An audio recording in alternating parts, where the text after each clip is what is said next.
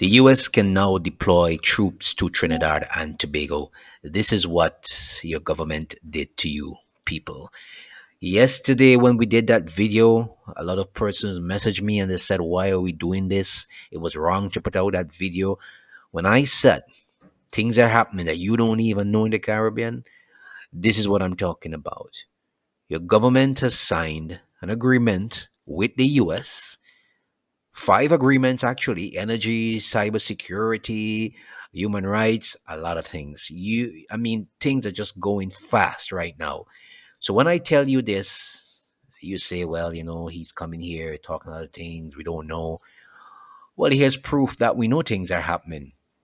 Let's go to this article in the news that says US can put troops in Trinidad and Tobago. Government signs agreement as White House ups pressure on Maduro. So it's not stopping with Venezuela, okay? It says National Security Minister Fitzgerald Hines signed off on five agreements with the US on December 10th, two of which can allow the US Department to deploy forces to Trinidad and Tobago in the event of conflict in Venezuela. In a statement on December 10th, the US Embassy said the Prime Minister, eh, Hines, Energy Minister Stuart Young, Finance Minister Colin Imbert, Foreign Minister Amory Brown met and held talks with U.S. diplomatic and Navy officials on security, energy, cybersecurity, and human rights issues. Remember yesterday I told you about who wants to control your energy? You remember that? Now we hear about cybersecurity, energy. Listen, we know what's going to be going on in Venezuela. When you hear they sign these agreements, don't bother with them. It's always the opposite. Something will be going down in Venezuela very soon. Remember, I said to you, and we got some intel. I'm going to bring another video for you on that. We got some intel on that. Remember, yesterday we said, um, in terms of persons going back to Grenada, and Venezuela and China said they're not accepting people. All right, good. Keep that in mind. Dr. Rowley met with U.S. Ambassador Candice Bond and Commander of the U.S. Southern Command Alvin Hosley at the Diplomatic Center in Porto, Spain. The embassy said the group celebrated the successful conclusion of negotiations on five agreements, including a Status of Forces Agreement, the Caribbean Basin Security Initiative Technical Assistance Field Team, and the acquisition of Cross Servicing Agreement ACSA. I'm going to do a video for you on breaking down all of these agreements because they sound very nice, but they have a lot of disadvantages to them. I guarantee you that. Okay. Last week, Maduro warned CARICOM that they must be very careful with the U.S. Southern Command who's planning something. Now you see what's happening here, right? Okay. Bond and Hosley also congratulated Rowley on TNT's accession to the Treaty of San Jose and the Southcom Human Rights Initiative. Bond said TT's leadership in implementing this framework for security cooperation demonstrates its potential as the cornerstone of peace and security in the Caribbean and has opened the door to unprecedented and unequal opportunities for defense cooperation between Trinidad and Tobago and the U.S. Listen to the words. You see that the cornerstone of peace and security in the Caribbean and has opened the door to unprecedented, never before, and unequal opportunities for defense cooperation between Trinidad and Tobago and US. Our islands really should not be getting involved in nothing with Venezuela in terms of any conflict because, boy, I tell you, the embassy said so far will facilitate interoperability between the two countries and armed forces. All right. Newsday asked Rowley how important those agreements were to TNT via WhatsApp. He replied, please speak to the minister who signed the agreements for the government and the people of TNT. Already, Rowley's taken away himself from that because he knows that it's problem. He was there, he signed, but he knows its problems. Calls and messages to Hines and Brown went unanswered, and this is what our government does to us all the time. Sign agreements, we ask questions, nobody says anything. That's why I told you yesterday I have so much information to bring up, but this channel may just shut down because of that.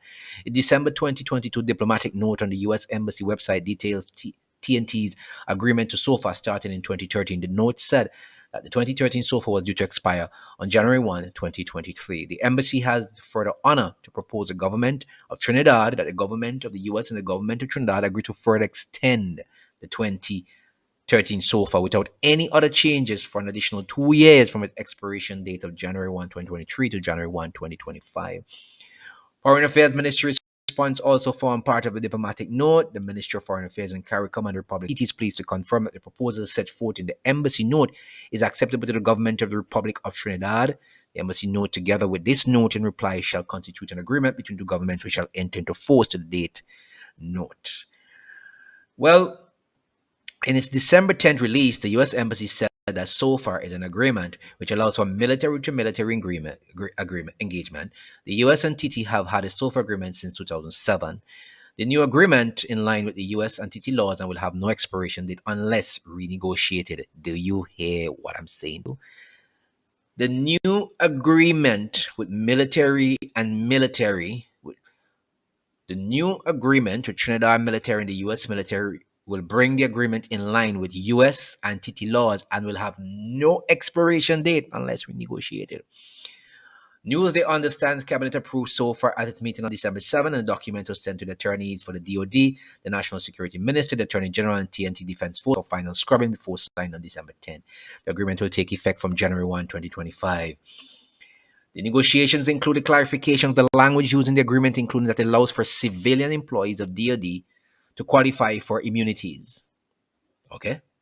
Civilian employees of the Department of Justice to qualify for immunities. If they come to Trinidad, do something wrong, they're immune from anything. The agreement does not cover contractors employed with DoD. It also makes allowance for DoD law enforcement officers to carry firearms while deployed in Trinidad. So people from the Defense Department in the US can come to Trinidad and they can carry weapons while they're deployed in Trinidad and Tobago, and for driver's permits for those employees. So they can carry weapons while they're in Trinidad. They can carry firearms or weapons, whatever you want to call it, while they're deployed in Trinidad and Tobago. Listen to me, people. Ah, boy, we got so much things in this place to worry about. It also make allowances for U.S. military commanders to discipline U.S. servicemen deployed in TNT. You got that? Now for the part agreement. U.S. troops can be stationed in Trinidad and Tobago. It allows for U.S. troops deployment to Trinidad in times of natural disasters. That's of course is the what they say all the time. In the event of a conflict on TT's doorstep in Venezuela, the U.S. can deploy troops to TT for a possible response by enacting SOFA. As the southernmost country in the Caribbean, TT is mere miles away from Venezuela. All right? It's the closest point to seed thrust, which is in Venezuela. Do you hear what I'm saying here? In the event of a conflict on TT's doorstep in Venezuela, the US can also deploy troops to Trinidad for possible response by enacting SOFA. So Trinidad is in the midst of the battle. That is all it has to say. And remember, if you're in the midst of the battle and a country decides to react, it can react on you as well. The ACS agreement, also signed on December 10, provides a similar opportunity for U.S. troops to be deployed to Trinidad and Tobago to respond to conflicts in Venezuela. Guyana has also signed a SOFA with the U.S. All right? While Newsday has seen the current agreement, the SOFA signed in 2006 between Guyana and the U.S. allows for DoD military and civilian employees to be granted status equal to U.S. embassy staff, be allowed to enter and leave Guyana with their U.S. government IDs, have the driver permits issued in the U.S., accepted for use in Guyana, be authorized to wear their U.S. issued uniforms in Guyana, and permitted to bring weapons into Guyana based on their orders, among other provisions. This is a lot to take in, people. And so we're going to do that other video for you with Venezuela and what we heard brewing down there. But like I said to you, Trinidad is now in the midst of it. So they are on the doorstep of Venezuela. And if conflict is to break out, the US can deploy troops to Trinidad just to go into Venezuela. That's basically what they're telling you. Using your country as a proxy. Oh, well, we'll talk about this another time. We have more. This is just breaking news. So I'm going to come back and deal with it in another video again another time. Sharing. Thanks for sharing, subscribing, and commenting, guys.